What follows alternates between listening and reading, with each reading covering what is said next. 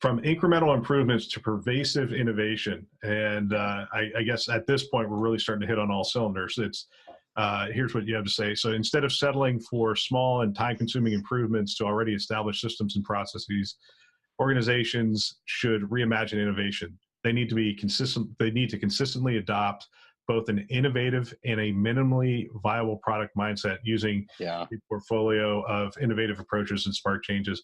And but one of the sentences in this section, the healthcare industry continues to struggle with innovation because it has a crippling aversion to risk, which is understandable. I mean, we manage risk that is very acute. The difficulties of proving a return on investment for long-term projects and a lack of structure for rewarding successful innovation. So just those three things. Yeah. So we have to, this is a big cultural move. Where have you seen this? How have people been able to sort of break out? Because some are starting to really break out in this area. Yeah. So three ways, but let me just give you an example just to really illustrate the point, I think, a little bit before I share the three ways with you. We have a client that is in this case, it's a pharmaceutical company. I think this is most acute in pharma, but also elsewhere, but where people have been giving permission to text message them. They've literally been saying, yes, here's my number, please text message me for 2 years. And I can't get alignment between regulatory affairs, legal affairs, medical affairs, IT, and all the other pieces of how they're going to do that. Right.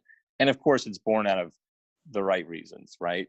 Adverse events are important. They want to make sure if they hear about them, they can treat them responsibly for the good of the patient, for their own kind of shareholders, et cetera, for all those reasons. But these are people that have said, yes, it's okay, please text me, right? So the diagnosis I think I'd offer here is that the historic culture of clinical innovation, and let me just again use pharma as an example, though I think it certainly is relevant with the health systems as well. The orientation is we're going to test something in a very small scale, and then we're going to test it again, and then we'll test it with animals, and we'll test it with small numbers of humans and bigger number of humans, bigger numbers of humans, and then we'll make sure legal affairs and regulatory affairs and legal affairs, they're all through this process to make sure that when we bring a product to market, it's safe, it can get through the regulatory structure, et cetera. So that culture of making sure things are safe, that is there for all the right reasons when it comes to clinical innovation. Unfortunately, that culture often bleeds over to what I'll call experience innovation, right? So we can't do anything. We can't put out an app or an online set of tools until we've tested it and tested it again and run it 7 ways to Sunday. And that becomes a real barrier to innovation, because then by the time you come up with it, right, it's no longer state of the art because you've tested it for 5 years, right? Versus the Silicon Valley approach of let's put the most minimally viable product out there, the MVP approach, the 1.0. And you know what? We'll roll out a new version in 4 weeks and another version after that. And Facebook every 2 weeks, it's a bad example these days, but any kind of online app, every 2 weeks, they're going to send you an update and you're just going to download the newest app in the app store and it'll improve and get fixed, et cetera.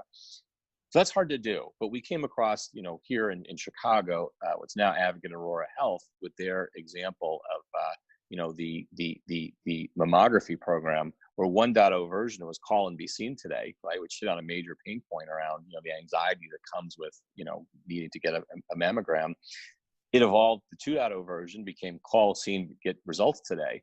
But it took an extra 6 months to align up all the operations behind the ability to go from call and be seen today, which took some doing, right? But call, see, get results today was another version. So they didn't wait till they can get the result. They started with call and be seen today. And I think 6 months or so later, call and be seen and get results today.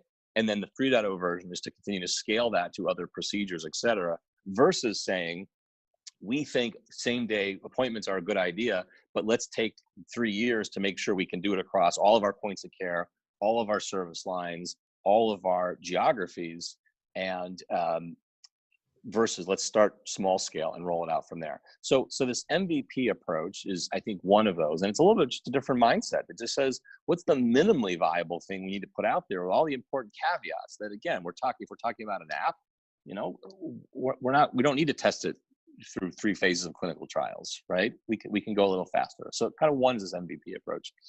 Second, we see companies using internal incubators and trying to set aside and create the new culture and to change that culture and bring in different talents and skill sets and give them a pot of money and let them go to work. And third, there's just the accelerator organizations that are not necessarily tied or loosely tied, right? So the Texas Medical Center Innovation Institute is a great example. They provide a safe space and some coaching and support, and they have a very competitive process for promising startups to get into the program.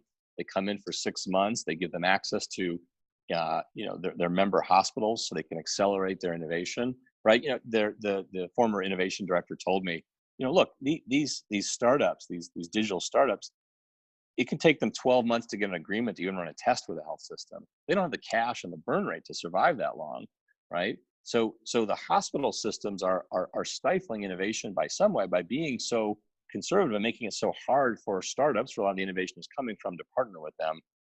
Sometimes those accelerator programs can be a way to shortcut that.